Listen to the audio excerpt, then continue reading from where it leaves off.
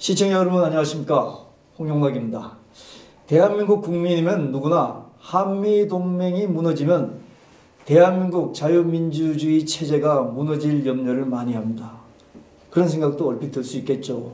그러나 그 부분 그렇게 쉽지는 않다는 것입니다. 이유는 평택에 있는 미군기지 역할과 의미를 잘 살펴보면 쉽게 해답을 얻는다는 것입니다.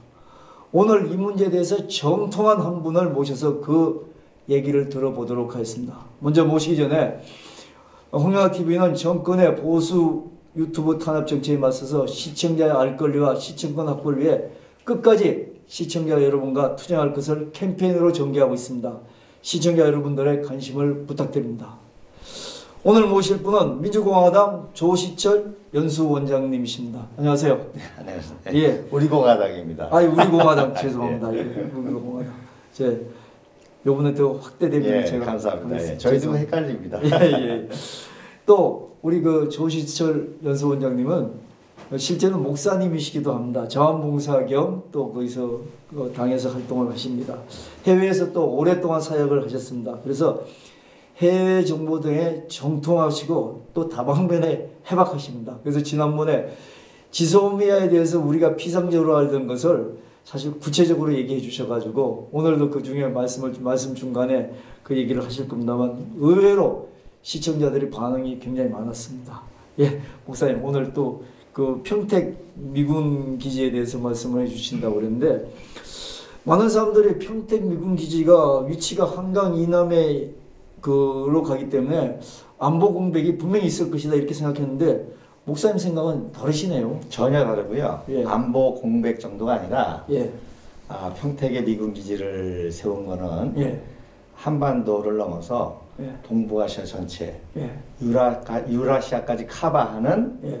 한미 동맹의 아주 중요한 전진 기지라고 보면 됩니다. 예. 예. 그렇군요.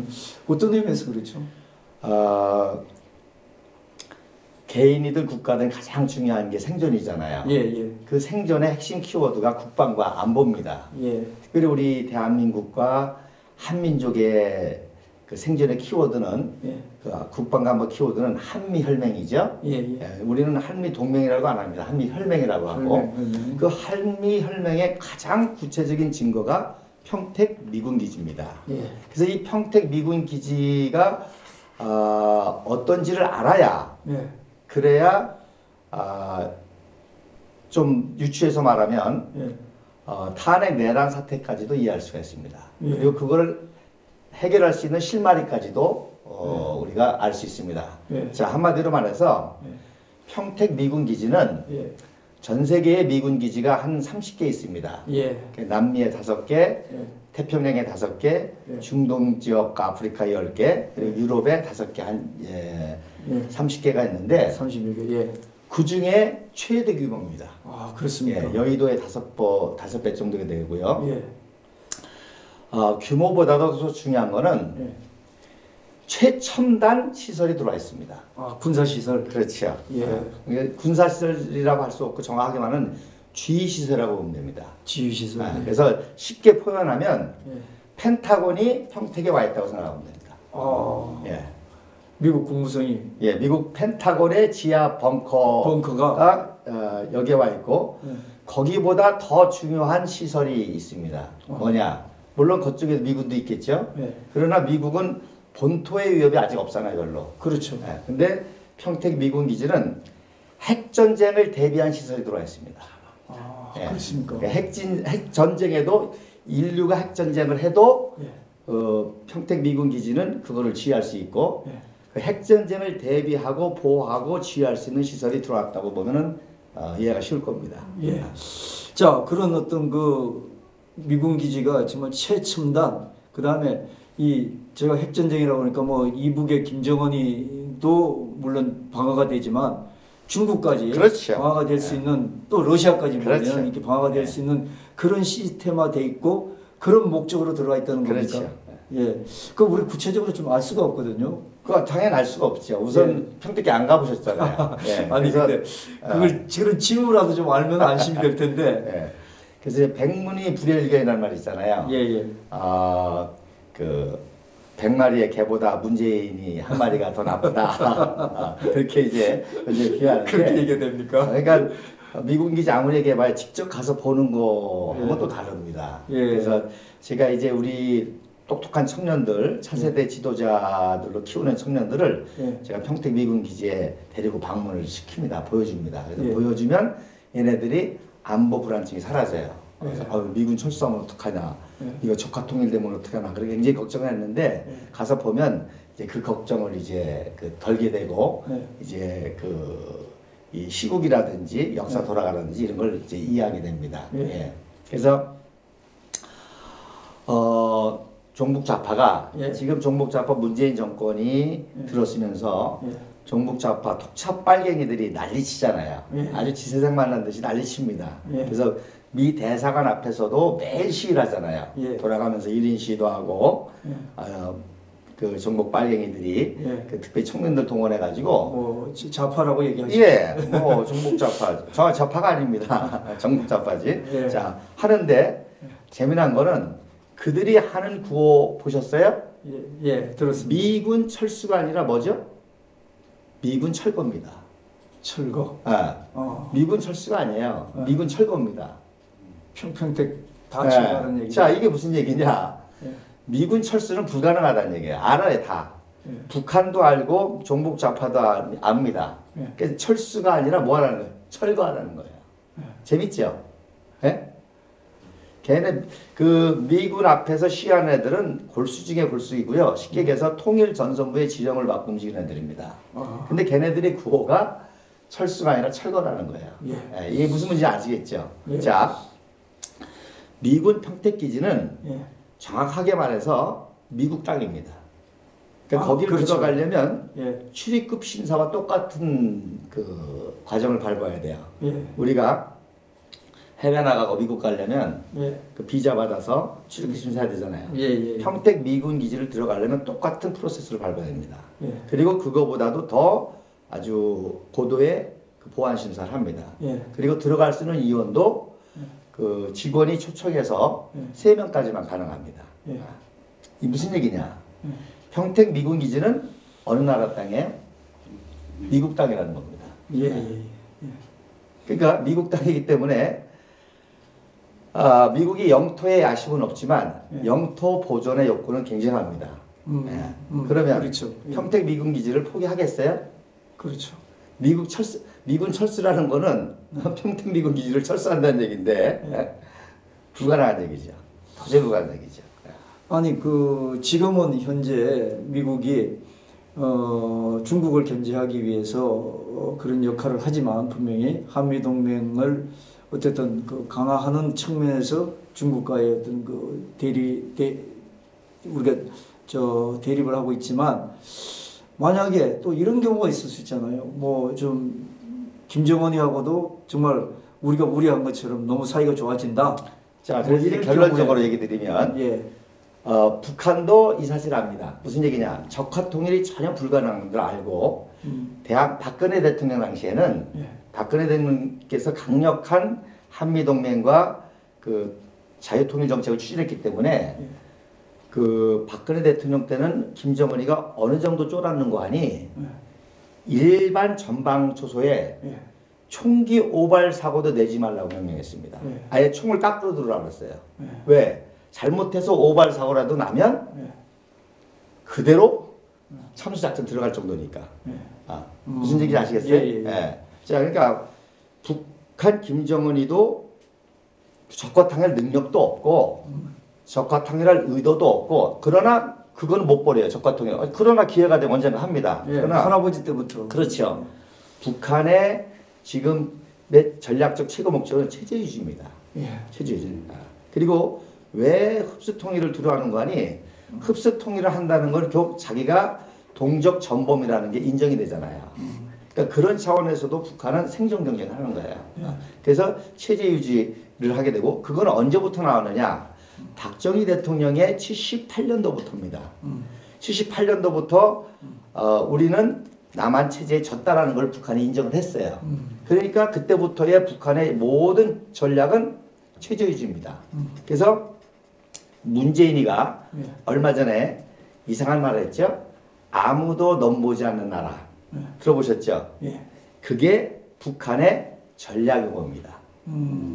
아무도 북한 땅에 발을 들여주지 못하게 한다는 것이 흡수 통일에 대한 두려움 때문에 생긴 체제 유지 전략입니다. 예. 그 용어를 문재인이가 똑같이 쓰는 거예요. 그러니까 문재인이도 다 압니다. 문재인의 목적은 뭐냐? 남한 내에 북한의 체제 유지 전략과 같이 평화 공존이라는 목적으로 권력을 유지하는 게 목적입니다. 권력 체제 유지. 그러죠. 네. 장기 집권 권력 체제 유지지. 네. 문재인이가 쓸 수 있는 카드가 아무것도 없습니다. 지금 2년 동안 해봤습니다만은 금강산을 성공했습니까? 개성공단 성공했습니까? 철도를 성공했습니까? 할 수가 없어요. 왜? 박근혜 대통령이 이미 유엔 제재를 다 묶어놨거든요. 그러니까 어떻게 해서든지 국민들을 속여서 선전선동해가지고 평화 유지 이런 걸로 체제 유지라는 걸로 해서 정권을 잡고 유지하는 겁니다. 더 문제는 뭐냐? 자한당의 문제입니다. 자, 쉽게 얘기해서 트럼프가 이런 고도의 그 군사시설을 놓고 한반도의 자유통일 정책과 북방 정책과 세계사 리더 전략을 다 짜놨지만 이 파트너가 되는 한 축, 박근혜 대통령과 같은 이 축이 있어야 되는데 이 축이 무너졌단 말입니다. 탄핵으로 말미암아. 그러니까 트럼프 대통령도 경쟁이 쓸 수가 없죠. 여러 가지 수를. 그러니까 이쪽에서 파트너가 될 만한 대체 세력이 나올 때까지 기다리는 겁니다. 그래서 그런 의미에서 저희는 우리 태극기 대한애국혁명성님은 계속 신호를 보내는 겁니다. 우리들이 클 때까지 기다려달라는 거고 또 우리를 도울 수가 없어요. 왜냐하면 아직까지는 내정 간섭이 되니까. 그래서 재미난 얘기를 드릴게요. 대선 때 홍준표가 대통령 후보였잖아요. 미국 방문했어요. 대통령 자유한국당. 후보, 그렇죠. 대통령 후보 자격으로 미국을 방문했습니다. 역사상 처음으로 펜타곤을 방문한 사람은 박근혜 대통령이십니다. 그래서 브리핑을 다 받았어요. 자, 어쨌든 그래서 그 탄핵 정국의 새로운 이 보수의 대체 세력이니까 홍준표가 가가지고 처음으로 CIA 브리핑을 받았습니다. 이런 브리핑을 받았습니다. 예. 근데 이놈이 못 알아듣는 거예요. 못 알아듣는 거예요. 그리고 졌어요. 예? 자, 그러면 황교안이 권한 대행까지 했습니다. 황교안이 야당의 지도자인데 이걸 몰라요. 이런 걸 전혀 몰라요. 적어도 일국의 국가 지도자가 되려면 이런 국가 전략적 미래 비전 이런 걸 선포할 수 있고 이런 비전을 가지고 국민을 설득하고 이끌어 나가야 되는데 전혀 몰라요. 모르니까 한다는 소리가 문재인 아웃입니다. 우리 국민들은 문재인 퇴진을 외치는데 일개 야당 지도자가 문재인 아웃이라는 얘기. 무슨냐? 멘탈리티가 그것밖에 안 된다는 거예요. 국가를 리더하고 지도할 만한 한민족과 동북아 전략과 이런 것들을 리더할 만한 지도가 아니라는 겁니다. 그러니까 다 죽어버린 거죠. 예.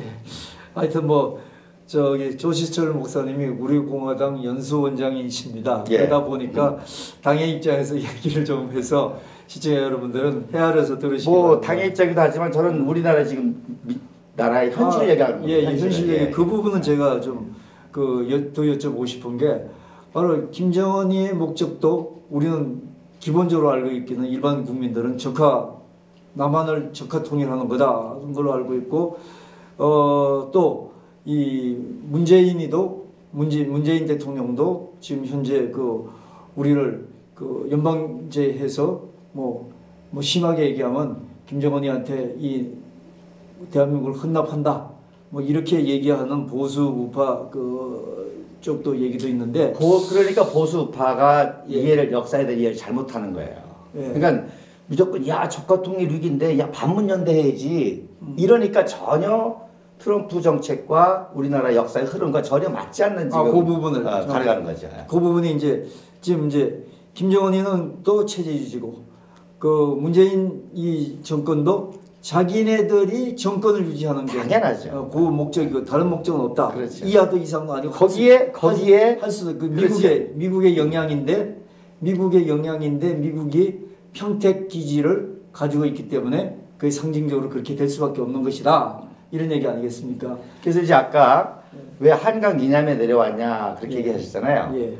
평택 기지가 한강 이남에 내려온 거는 피하려고 위협을 피하려고 내려온 게 아니라 예. 통일을 염두에 둔 겁니다. 예. 무슨 얘기냐? 인천하고 군산항은 워낙 포화 상태입니다. 예. 그래서 지금 평택항이 있잖아요. 예. 그래서 유사시의 모든 전략 물자 예. 북한을 해방됐을 때 제일 먼저 들어가는 게 생필품입니다. 예. 그 다음에 이제 치안 질서를 위한 그런 모든 것들입니다. 예. 그런 모든 물자가 평택항을 통해서 들어갑니다. 예. 그 무슨 얘기입니까? 모든 그 물자 같은 것도 다 거기서 안전하게 컨트롤 관리가 되는 거죠. 예. 예. 그 뭐 어떤 그래서 그런 엄청난 이런 그 한반도의 자유통일과 동북아시아의 자유화와 세계사를 리더하는 이런 맥락 속에서 평택 미군 기지가 있는 거고 그거를 같이 할 국부이승만 박사, 박정희 각하, 박근혜 대통령 각하 이렇게 같이 가야 되는데 이 지금 하측이 무너진 그런 지금 상황이고 이런 무너진 상황에서 다시금 이것을 이제 회복하는 작업이 중요하다는 거죠. 근데 이런 현실을 모르면 무조건 야 문재인이가 정권 잡았는데 저 같은 건 되면 어떡하냐 안 되지 않느냐 우선 문재인 끌어내리고 보자. 그래가지고 국민들의 어떤 공포감을 조성하고 이런 걸로 해서 또 하나의 정권을 잡기 위한 거에 불과하다는 거죠. 그러니까 뭐 국시 방공으로 해서 통일을 위해서 북한 동포 해방을 위해서가 아니라 문재인을 끌어내리고 내가 정권을 잡겠다는 것밖에 안 되는 거예요. 탄핵의 본질도 그거고요. 즉 뭐냐 내각제에서 천년만년 국회의원 해먹겠다는 거죠. 2만100개가. 그리고 거기에 동조한 게 62명의 그 보수 국회의원 아닙니까? 예. 그래서 다 망가져 버린 거예요. 그러니까 이 망가진 새 판을 새로 짜려면 이런 진실을 알고 국민들이 각성하고 국민들이 각성해서 이런 일을 할 수 있는 지도자를 뽑아 나가는 게 우리 민족의 궁극적인 살 길이라는 거죠. 네. 그 뭐 각성이라는 표현이 국민들이 반성도 해야 된다는 건데 사실 저는 그 부분은 좀 동의가 좀 어려운 게 국민들이 정보를 몰랐을 뿐이지 만약에 이게 사실이라면 팩트라면 오늘 저 목사님 말씀하시는 말씀이 정보를 몰랐던 거지 국민들이 알았는데 뭐 어떤 특정 정치권에 그 쫓아가고 지향을 한다 이런 건 아닌 것 같아요. 예, 그러니까 제가 이제 홍영학 TV에서 나와서 예. 이런 얘기를 하는 거죠. 지소미아 얘기도 그 누구도 전문가가 얘기 못했잖아요 지난주일날. 예, 예. 지소미아에 대해서 막 위기다 막 떠들고 난리를 치지만 지소미아의 핵심이 휴민트 정보고 휴민트 정보의 핵심이 종북 좌파의 여적죄에 대한 내용이고 그것이 일본의 내각 조사실에 있을 때 그게 국제법적인 정보가 되고 지소미아를 맺게 될 때 그게 우리나라의 국제법, 우리나라의 법과 국제형사재판소 ICC에 제소할 수 있는 법적인 근거가 되는 그런 중요한 정보다. 그래서 박근혜 대통령이 탄핵 촛불 난동의 와중에서도 그거를 성사시켰고 어떤 의미에서 촛불은 그 지소미아를 파기시키기 위해서 극렬하게 탄핵 했던 거고 결국 언론과 모든 것이 형통속이 돼서 탄핵을 시켰고 결국 조국이가 등장해서 반일 감정 축창을 통해서 그 파기를 성공했고 유일한 성공을 한 조국이가 그래서 법무부 장관을 시켰고 그런데 법무부 장관을 통해서 오히려 모든 허물이 드러남으로 말미암아 악수를 두게 된 거죠. 원래 조국이는 교활한 놈이기 때문에 이런 임명직에 선출을 안 하려고 했습니다. 왜? 그러면 청문회가 다 드러나니까.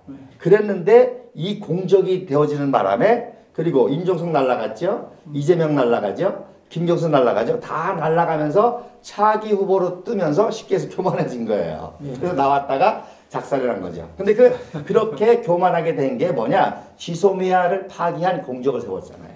예. 그게 뭐 어떤 지난번에 예측하고 지금 말씀하신 논리도 좀 뭐 일단 단사님 인정하지 몰라도 하여튼 목사님 그 논리대로 좀 말씀하신 건데 제가 오늘 이 좀 충격적인 평택 미군 기지가 있기 때문에 한미 동맹도 걱정할 필요가 없다. 동북아의 안보도 걱정할 필요가 없다. 김정은이도 핵기업도 걱정할 필요가 없다. 중국도 걱정할 필요가 없다.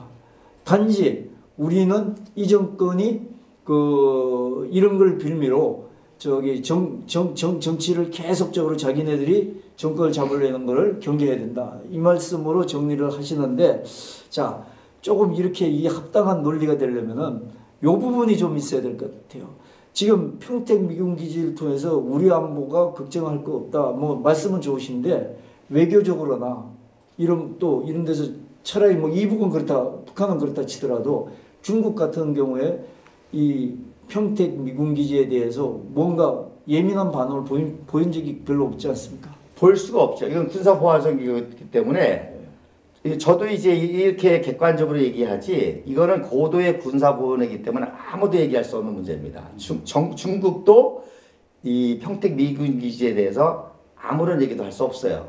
왜냐면 그거는 국가 내 중요한 정부 상황이에요. 그러니까 중국도 그러나 알고 있습니다. 그렇기 때문에 중국도 역시 체제 유지 정책에 그들의 최고의 목적이 남북 분단 체제 유지 전략이 중국의 핵심 목표고, 그래서 김정은이를 지원하고 문재인을 지원하는 거죠. 동시에 지원. 그렇죠. 그리고 가장 자기네들의 위협이 되는 박근혜 대통령을 제거하는데도 사실 중국 시진핑의 역할이 컸습니다. 네.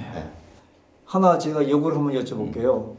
자, 평택 미군 기지가 이렇게 한미 동맹에서 모든 중요한 견인차 역할을 하고 절대 그 평택 미군 기지 때문에 한미 동맹이 깨질 수 없고, 이렇다면은 자, 반대로 요즘 우리 그 국가적으로 뭐 정권적인 차원이라기보다 국가적으로 곤혹스러운 부분이 트럼프 대통령이 작지만 우리한테 방위분담금을 계속 크게 요구하지 않습니까? 그러니까 그게 다 이제 그 관계가 있죠. 만약에 아니 그러면 이제 무슨 얘기인지 네. 뭐 이거하고 관련이 네. 있다는 말씀이신 것 같은데. 네, 말씀해 주시다. 만약에 우리가 그러면 방위비 분담금에서 약간 우리가 뭐 트럼프 대통령이 요구하는 만큼 안 내도 유지할 수밖에 없는 거 아니겠습니까? 자, 그러니까 무슨 얘기냐? 예. 평택 미군지는 돈으로도 살 수 없습니다. 예. 그거는 우리의 국방 예산을 다 줘도 이익이 되는 겁니다. 국방 예산을 다 줘도 절 정도로. 예. 쉽게 얘기해서 우리나라 육해공군에 쓸 돈을 미군 기지 사용에 줘도 더 이상의 가치가 있는 겁니다. 자, 그런데 우리는 거의 거저 쓰고 있는 겁니다. 근데 우리와 미국 트럼프와 관계가 좋으면 우리가 받는 혜택이 더 많겠죠. 그러니까 쉽게 얘기해서 관계만 좋으면 방위비 부담비도 우리가 설득할 수 있습니다. 돈 한 푼 안 내고. 근데 이게 말도 안 되는 문재인 정권이 들어서니까 엿먹이는 거죠. 방위비 내라고. 근데 그거를 이제 또 반미 감정으로 국민들을 선동하는 거죠. 그러니까 오늘 이 말을 우리 국민들이 알게 되면 방위비는 전혀 문제가 안 되는 걸 알죠. 예. 아니, 그건 내가 돈을 더 주서라도 그러면 내가 내겠다. 그건 국민들이 나오겠죠. 그래서 당연히 그렇겠죠. 더 중요한 거는 이제 여기에 이제 정자권 문제도 다 연결되어 있습니다. 예. 자, 우리가 관계가 좋으면 우리가 그 모든 시스템, 시설, 기구 이런 것들을 배울 수 있죠. 우리 거 할 수 있겠죠. 그죠? 관계가 좋으면. 예. 그러니까 관계가 나쁘기 때문에 문재인은 거기 얼씬도 못합니다. 근데 오지도 말라는데 가잖아요. 지난번 평택에. 오지도 말라는 지가 간 거 아니에요. 예. 그래서 그 한미 정도로. 관계가 이렇게 좋다. 결국 지도자의 문제죠. 우리가 지도자를 잘 뽑아서 그 지도자가 미국과의 관계가 좋으면 그 평택에 있는 모든 그 최첨단 기술을 우리가 다 배워서 우리도 더 위대한 대한민국을 만들 수 있고, 거기서 우리의 인적 자원들이 고도의 또 이런 그것들을 배워서 우리 민족을 미국과 같은 나라로 업그레이드 시킬 수 있는, 미국과 완전한 동반자의 나라가 될 수 있는 그런 비전까지 겠지. 이것이 한미 동맹을 맺은 국부 이승만 박사의 비전이었습니다. 예, 알겠습니다. 목사님 말씀을 더 듣고 싶은데 시간이 좀 한정이 있어서 여기서 마치는데, 자, 마치기 전에 홍영락 TV는 정권의 보수 유튜브 탄압 정책에 맞서서 시청자의 알 권리와 시청권 확보를 위해 끝까지 시청자 여러분과 투쟁할 것을 캠페인으로 전개하고 있습니다. 시청자 여러분들의 관심을 계속적으로 부탁을 드리겠습니다.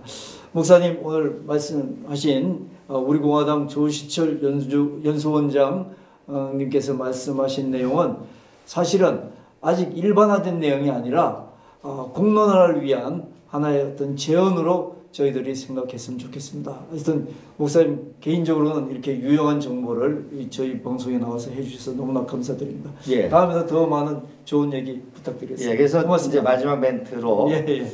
진리를 알지니 진리가 너희를 자유케 하리라는 말이 있잖아요. 진리를 알지니. 진리는 팩트 사실입니다. 예. 사실을 알아야 우리가 자유할 수 있습니다. 사실을 모르면 이런 공포감에 노예가 될 수 있고요. 이런 공포감에 어떤 잘못된 이성과 판단할 수 있다는 겁니다. 특별히 이 어려운 상황에 우리 우파 국민들이 진정한 팩트를 잘 알아나갈 때 이 위기를 타파해 나갈 수 있다고 봅니다. 감사합니다. 감사합니다. 말씀해 주셔서 고맙습니다. 감사합니다. 고맙습니다. 또 모시겠습니다. 고맙습니다.